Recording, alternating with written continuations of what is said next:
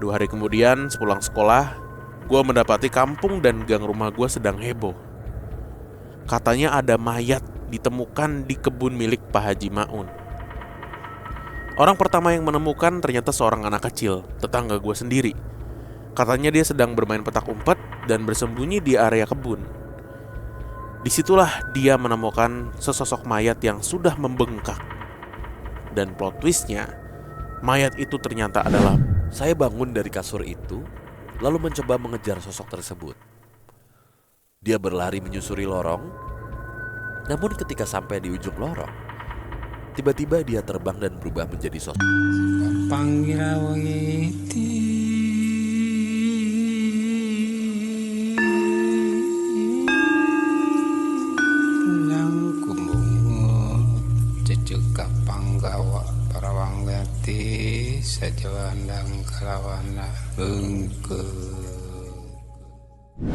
Assalamualaikum warahmatullahi wabarakatuh. Shalom, Om Swastiastu, Namo Buddhaya. salam kebajikan.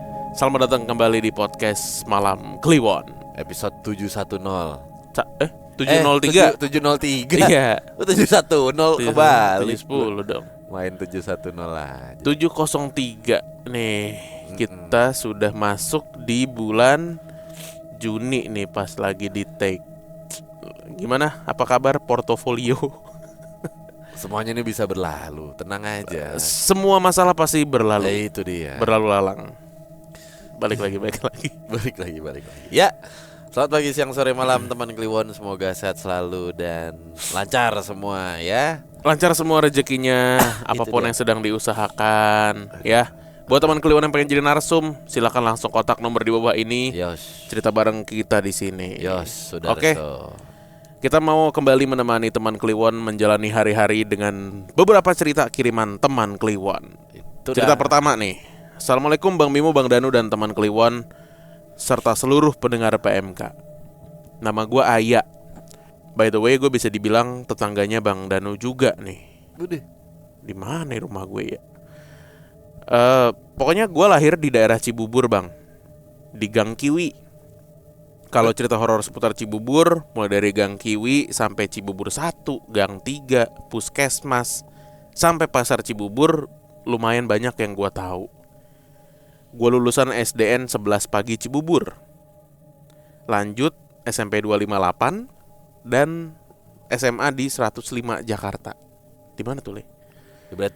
Dia bilang tetangga siapa? Tetangga gue. Gue kali maksudnya. Terbalik kali ya dia. Terbalik maksudnya. Mungkin ya. Kalau yang di Kalisari mah bukan gue. Saya. Gitu. Nah, di 2006 gue pindah ke Bekasi sampai sekarang. Nah, langsung aja gue ceritain ya. Kejadian ini sekitar tahun 2000-an, waktu gue masih SMP. Gue punya abang yang namanya Bray, sebut aja gitu. Saat itu dia kerja di salah satu pabrik pengolahan susu di Jalan Raya Bogor. Nah, abang gue ini punya temen tongkrongan semasa remaja yang biasa kami panggil Bang Bule. Sejak mereka mulai kerja, ya namanya juga udah punya kesibukan masing-masing. Paling kalau ketemu tuh cuma saling sapa sebentar gitu. Bang Bule ini punya ciri khas yang sampai sekarang masih gue inget. Dia selalu pakai topi yang ujungnya tuh ditekuk sampai melengkung. Jaktim banget nih. Ya. Kalau pakai topi, posisinya turun banget sampai matanya tuh hampir nggak kelihatan. Orangnya kulitnya putih dan matanya tuh agak sipit. Suatu malam sekitar jam 10, abang gue mau berangkat kerja shift malam dan lagi nunggu angkot T16. Kebetulan gang rumah gue berada di tanjakan dan area gapuranya cukup gelap. Abang gue berjalan sedikit ke bawah, ke area yang lebih terang karena ada pangkalan ojek di sana. Saat lagi jalan, tiba-tiba dia berpapasan dengan Bang Bule yang memakai kaos putih, celana jeans, dan topi khasnya. Bang Bule nyapa lebih dahulu. "Berangkat kerja, Bray?" Abang gua agak kaget, tapi langsung jawab, "Iya, Le, lo baru pulang?" Anehnya Bang Bule nggak menjawab apa-apa lagi. Dia hanya terus berjalan menuju arah gang rumah kami. Padahal rumah Bang Bule tuh memang masih berada lebih dalam dari gang kami. Abang gua gak ngerasa ada yang aneh saat itu. Dia cuma sempat heran karena sebelumnya ngerasa gak ngelihat siapa-siapa. Tapi tiba-tiba Bang Bule udah ada di depan dia dan menyapa. Setelah itu abang gue langsung berangkat kerja kayak biasa. 2 hari kemudian sepulang sekolah, gue mendapati kampung dan gang rumah gue sedang heboh. Katanya ada mayat ditemukan di kebun milik Pak Haji Maun. Orang pertama yang menemukan ternyata seorang anak kecil, tetangga gue sendiri. Katanya dia sedang bermain petak umpet dan bersembunyi di area kebun. Disitulah dia menemukan sesosok mayat yang sudah membengkak. Dan plot twistnya, mayat itu ternyata adalah Bang Bule. Menurut keterangan polisi, Bang Bule diperkirakan sudah meninggal sekitar 4-5 hari sebelum ditemukan. Dilihat dari kondisi jasadnya. Yang bikin merinding, lokasi pembuangan mayat itu sangat dekat dengan rumahnya. Rumah Bang Bule ada di RT 5, sementara jasadnya ditemukan di kebun RT 7. Sampai sekarang gue masih inget kondisi jasadnya. Gigi depannya copot, beberapa jarinya patah, dan kondisi tubuhnya menunjukkan tanda-tanda penganiayaan yang sangat parah. Di dekat jasadnya memang ditemukan botol baygon, seolah ingin dibuat seperti kasus bunuh diri. Tapi anehnya botol itu masih tersegel dan sama sekali belum dibuka. Seiring berjalannya penyelidikan dan cerita yang beredar di keluarga, akhirnya terungkap bahwa Bang Bule memiliki hubungan dengan anak dari salah satu oknum aparat. Gue gak sebut ya aparatnya ini dari instansi mana. Kabarnya pacar Bang Bule saat itu sedang hamil. Bang Bule sendiri berasal dari keluarga sederhana, bahkan bisa dibilang hidup pas-pasan. Diduga keluarga sang perempuan gak terima kondisi tersebut dan gak setuju anaknya hamil oleh Bang Bule. Menurut cerita yang beredar, Bang Bule dianiaya hingga meninggal di tempat lain. Lalu jasadnya dibuang di dekat lingkungan rumahnya. Sampai sekarang gue masih ngerasa kasihan kalau mengingat kisah ini. Tapi tragedinya ternyata belum berhenti sampai situ. Selama 7 hari setelah pemakaman, pacarnya sering datang dan terlihat sangat terpukul. Lalu, tepat di hari ke-40 setelah kematian Bang Bule, perempuan yang sedang hamil itu dikabarkan mengakhiri hidupnya sendiri. Ya Allah, dengan gantung diri di kamarnya. Cerita ini gue dengar langsung dari abang gue, karena emang dia cukup deket sama keluarga Bang Bule. Jujur kisah ini sedih banget. Meski ada unsur seremnya, terutama saat abang gue berpapasan dengan Bang Bule beberapa hari setelah ia sebenarnya sudah gak ada, gue lebih melihatnya sebagai sebuah perpisahan. Mungkin itu adalah cara terakhir Bang Bule untuk berpamitan sama sahabat lamanya. Dulu mereka sering banget main gitar bareng, nongkrong bareng, dan menghabiskan masa muda bersama. Al-Fatihah untuk almarhum Bang Bule dan almarhumah pasangannya. Sekian cerita dari gua. Semoga ada pelajaran yang bisa diambil dari kisah ini ya. Intinya jangan pernah merasa berhak menjadi Tuhan atas kesalahan orang lain. Apalagi ketika kita memiliki kuasa atau kekuatan yang bisa menentukan hidup seseorang. Terima kasih Bang Bimo, Bang Danu. Semoga cerita ini dibacakan. Terima kasih Ayah dari Bekasi. Oke. Sedih ya. Tragis lah. Tragis. Tapi pertanyaan gue sebelum kita coba mendalami kisah ini ya, topinya ditindik enggak? Biasa di ujung kanan tuh. Zang. Wah. Kalau ini sih bukan dari Jakarta Timur deh. Nah, kedipan matahari.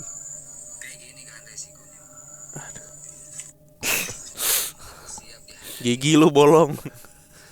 Aduh. Ditindik. Bener kan di sini kan? Iya. Kanan. Kalau itu sih bukan dari Jakarta Timur deh. Dan kalau ini bukan bule nih kayaknya.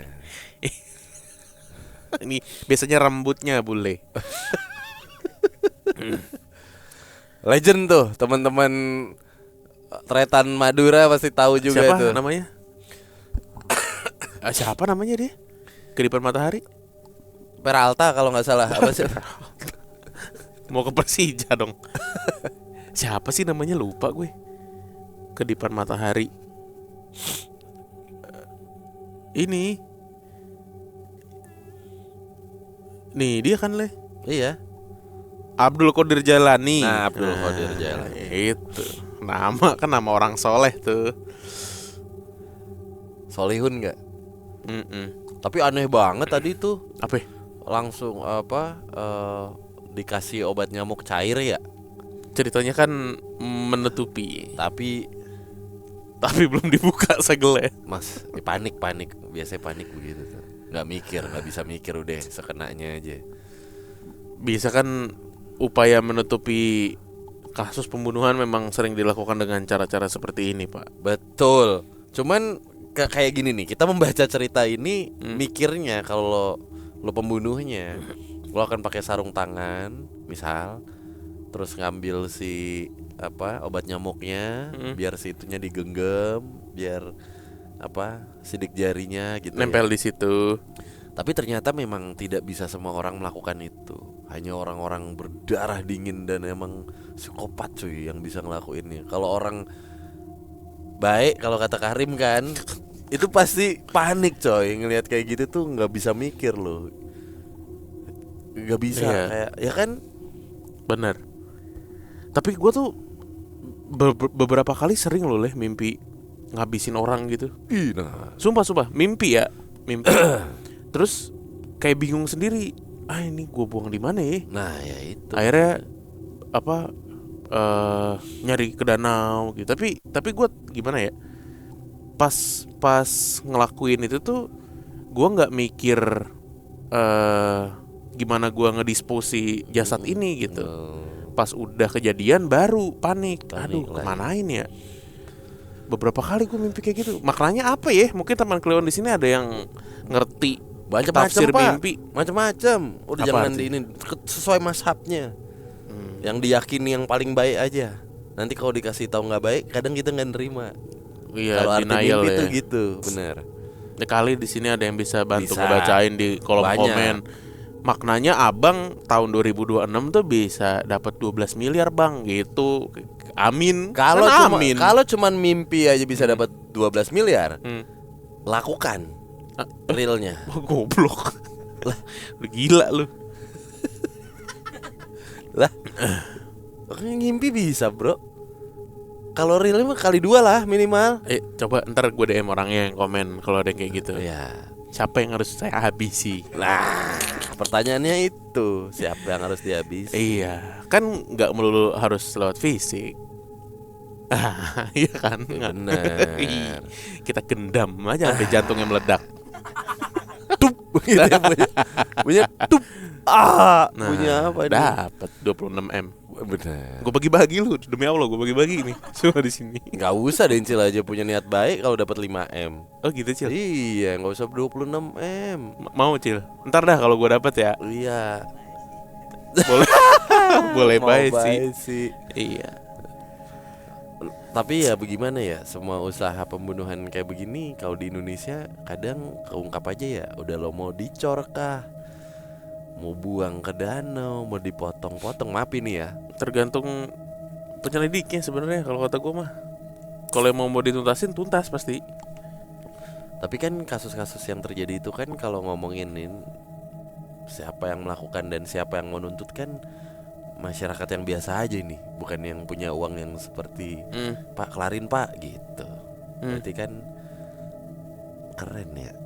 Pakai apa ya bisa begitu ya? Dulu tuh gue pikir Forensik. wah gue cor aja dah gitu, nggak ketahuan kan. Ya ada berita ketahuan, nggak jadi, gue nggak mau jadi pembunuh. Gak jadi, gue Iya, nggak mau jadi coy. pembunuh ah. Kayak yang paling PR tuh itu kan ngedispose ininya kan. Iya. Melenyapkan. Lu mau mutilasi juga tetap ketahuan kok. Jangan guys. Makanya jangan benar. jadi pembunuh guys. No. Jangan. Biar kata ada 26 M. Ya, tadi tuh ya cerita tragis dari Bang Bule dan pasangannya. Oke, terima kasih Ayah. Kita lanjut ke cerita kedua di malam hari ini. Oke. Wah. Dari Surabaya nih guys. Udah lama nih nggak dari Surabaya nih. Assalamualaikum Mas Bimo, Mas Danu dan Mas. Oh, Mas Gibran udah nggak ada. Masih ada, Iya, masih maksudnya di sehat. PMK kan Oh nggak iya, ada. kan masih berkarya dia. Iya. Nama saya Tria dari Sidoarjo.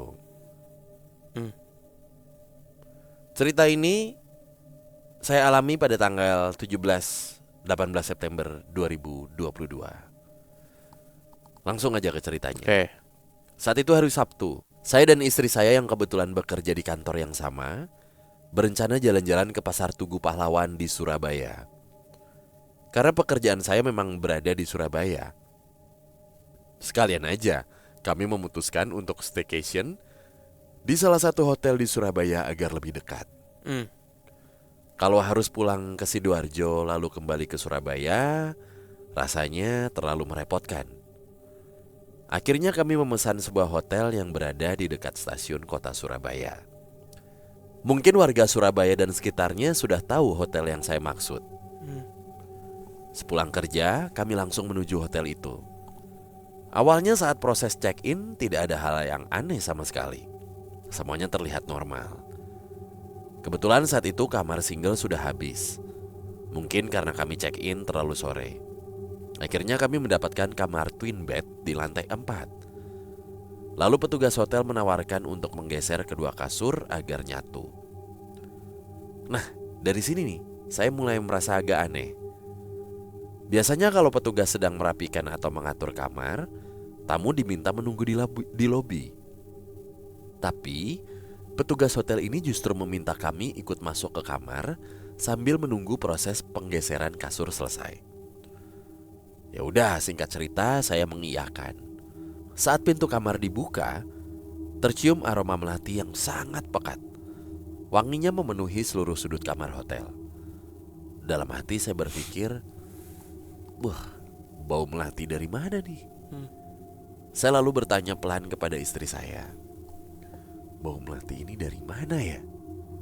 Istri saya bilang, mungkin kamarnya baru dibersihin, terus disemprot pengharum ruangan. Ya saya pikir masuk akal juga sih. Jadi saya gak terlalu memikirkannya. Setelah menaruh barang-barang di kamar, kami berencana mandi terlebih dahulu, lalu mencari makan di luar sambil menikmati malam minggu. Singkat cerita, kami mandi bergantian. Istri saya lebih dulu, kemudian giliran saya. Nah, disinilah mulai muncul gangguan-gangguan kecil nih.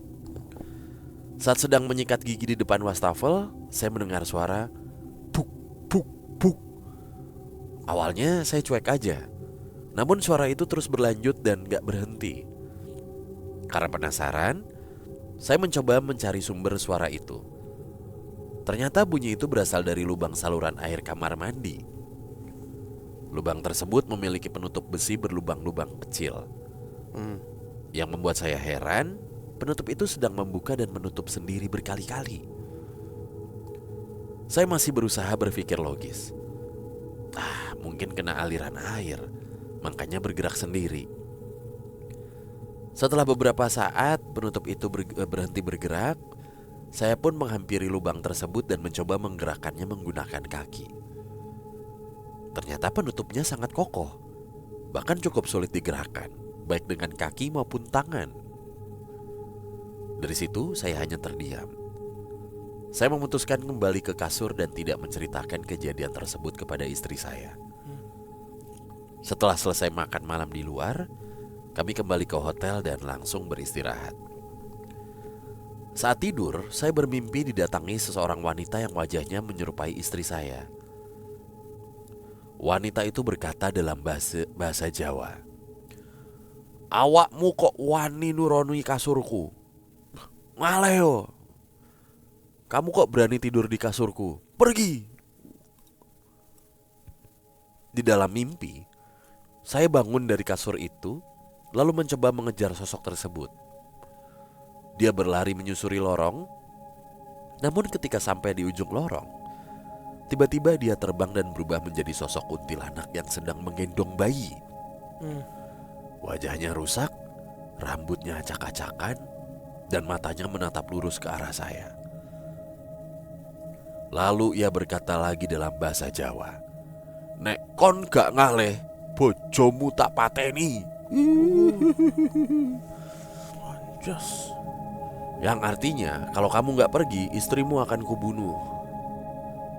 Setelah itu saya langsung terbangun. Saya melihat jam menunjukkan pukul 4 pagi. Saya menoleh ke arah istri saya. Syukurlah dia masih tertidur pulas. Saya mencoba memejamkan mata lagi agar bisa tidur sebentar. Namun setiap kali saya mulai memejamkan mata, kasur terasa seperti ada yang menggoyang-goyangkan. Saat saya membuka mata, goyangan itu langsung berhenti. Begitu terus berulang. Mata terpejam, kasur bergoyang. Mata terbuka, goyangan hilang. Enak. Rimanya enak bro. Iya. Buat di musik rap. Kalau gitu mah terpejam terus aja. Seadanya. Akhirnya saya memutuskan untuk mengambil wudhu dan melaksanakan sholat subuh. Sekalian saya membangunkan istri agar ikut sholat. Setelah itu saya memilih menunggu waktu sampai Pasar Tugu Pahlawan buka. Sekian pengalaman saya saat nginep di sebuah hotel di daerah Surabaya. Mohon maaf jika penulisan dan tata bahasanya masih kurang rapi. Terima kasih untuk seluruh tim PMK. Wassalamualaikum warahmatullahi wabarakatuh. Waalaikumsalam warahmatullahi wabarakatuh. Mas Tria dari Sidoarjo. Ini cerita dikirim tahun berapa ya, Rim? Tahu nggak? 2024 mungkin? 2023? 2023-an. Udah 3 tahun yang lalu berarti ini. Semoga Mas Tria masih menonton atau mendengarkan ya. Sebuah hotel di kawasan Surabaya. Apakah hotel kita mah kagak angker ya? Banyak ini tapi banyak orang mabuk check-in. Yang mana ya? Itu yang jam 2 pagi gerabak-gerubuk. Kok gue lupa sih? Lah itu yang waktu launching. Lo gak ikut. Rachel gak ikut. Yang sempit banget. Iya yang pas launching pokoknya dah. Iya. Gitu. Keren. Banyak orang check-in habis mabuk. Iya lagi. Tutup saluran kamar mandi tuh berat ya. Ya Maksudnya ada sih yang emang plastik. bukan plastik, besi juga kadang kendor kan juga ada. Ada pak. Gue mikirnya tuh apa jangan-jangan disundul-sundul tikus ya. Iya. Bisa gitu ya. Bisa. Emang begitu biasanya. Atau di sundul-sundul striker kan kita nggak tahu nih. Disundul-sundul Ibrahimovic Iya. biasanya tuh. Agak tinggi dia. Ini kenapa bunyi-bunyi nih Ibrahimovic mau nyundul. Disundul-sundul Ibra. Nah, benar. Iya. Ya, pantesan bunyi. Tapi ini terornya berarti lewat mimpi ya.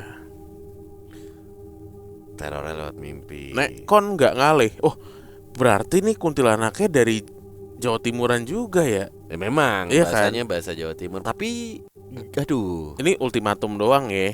Iya, cuman cerita ini bagus. Menarik. Lagi-lagi ada missing. Apa hubungannya si suami istri itu? Ya kan bener ya. Suami istri. Si pengirim cerita ini disuruh untuk ngikut ke kamar melihat prosesi penggabungan kasur. Ya kan? Iya. Buka bau melati doang gitu. That's it gitu. Jadi teman-teman kalau mau menulis cerita yang agak lebih nyambung, entah itu real ataupun tidak real, it's okay. Coba di awalnya tuh digabung gitu. Ternyata keungkap kenapa Harus ya kan? kasurnya harus dipisah misalnya gitu, atau kenapa si housekeeping itu mengajak saya gitu. kalau gue nangkepnya nggak tahu ini goblok sih. Mungkin si petugasnya pengen ditemenin pas lagi ngegeser kasurnya. Karena tahu kalau di situ ada penunggu dan penunggunya menyeramkan gitu. Jadi khusus orang-orang yang check in dan Di kamar masuk itu. di kamar itu, Iya, kalau ada request untuk gabungin, untuk gabungin kasur, ditemenin. iya. Gue mikirnya gitu tadi. Jangan sama tamu, Ya kan sama teman housekeeping. ya kan di lah. sini. Gue mikirnya Iya. kayak gitu. Atau kamarnya cuman 11. Jadi housekeepingnya 2 cuman. Yang satu lagi bersihin yang lain. Bisa Bukan jadi. motel Texas tuh kalau yang atas bawah. Iya, bisa jadi begitu ya. Soalnya kan ceritanya di sini kan ternyata si kasur itu adalah tempat tidurnya si makhluk ini kan. Jadi dia kayak, aduh daripada gue sendiri nih gesernya, gue temenin kali ya. Berarti Gitu. kalau udah tahu dan tetap dijual mah jahat nih Lah hotelnya. banyak pak, begitu. Nggak boleh lah. Udah tahu barangnya jelek tetap dijual. Mata terpejam, kasur bergoyang. Mata terbuka, goyangan hilang. Mata terpejam, saya goyang. Diblip ya, diblip. Gitu. Mending kan set. Enggak, kalau mau ngerjain aja. Merem, melek kan gitu tuh. Gitu. Capek lu. Kan yang goyangin gitu, kikuk sendiri. Nah, Ngerjain jin. Gitu. Iseng dikit lah jadi manusia. Masa hantu mulu yang iseng. itu dah. Tapi itu real kan, bukan di mimpi kan saat Itu dia real. goyang. Iya. Oke. Salam buat para pemain Deltras ya mas. Sidoarjo. Kayaknya kan Sidoarjo. Waduh, gua nggak mau lagi gue Apa ya? kalau tidur sama bini gua. Sampai sekarang tuh. Kasurnya yang 2 jadi 1 gitu, mendingan nggak usah. Karena Pernah losor gua. ke tengah. Jeblos. Berarti kasurnya nggak rapet. Lah mau serapat apa juga tetep pak. Atau kasurnya enteng. Kalau berat kan dia nggak gampang. Meskipun lo di tengah gitu posisinya, nggak. Tapi Gitu. dua itu tuh rata-rata emang enteng pak. Jarang yang berat. Tergantung hotelnya juga, John. Hotel gua sama itu Bubin waktu itu di Biren jajar 4. Barak. Makanya pindah jajar 4 coy. Dan dia dapat gitu. Woi kamarnya gede nih, lo lihat dulu. Anjing gitu masuk. Wah. Sorry banget nih. Mendingan Itu lu- tidur di Indomaret gua atau Lo di depan. sendiri. Kasurnya 4. Gua apa kasur yang single sama Rada waktu itu. Oh iya. Ya udah gue yang itu aja deh. Iya nih kita dapet nih satu yang gede. Ya udah gue yang gede aja. Gitu. Iya. Pojok kan modelan kayak apartemen gitu tuh. Ruko jadi hotel. Kok oke. Iya. Tak pas dibuka jajar 4. Kaca J gede 1. Lu mau tidur di mana pertanyaan gue. Tapi lu berdua kan sama Rada kan? Akhirnya kan pindah doi. Bertiga kita tidur. Oh gitu. Iya. Gitu pindah bertiga. Ya kagak mau lah. Gue juga gak mau anjir. Wah itu bisa? chaos sih. Jajar 4 anjing. Yang kasur mini-mini gitu kan. Kasur apa sih? Single. Single gitu jajar 4. Kan kayak di IGD ya jatuhnya ya. Iya, terus keramik kotak-kotak 30 cm. Wow. Putih-putih. Wah, edan. Wow, Matiin wow, gua wow, keren. wow, wow, wow. Keren. Di sebelah sana ada yang lagi diamputasi kakinya Nah. gitu ya biasanya ya. Ada yang teriak-teriak Wah, minta itu chaos. morfin gitu Itu kan. kok gue lupa. Gue lagi sakit itu kan. Gue mau pas balik dirawat kan itu. Gue lupa nge-videoin ya kondisi hotelnya. Hotel gitu. Hah? Oh pernah ya motoin deh ya kan? Iya. Ya udahlah. Kok Langham? Oke, Ya.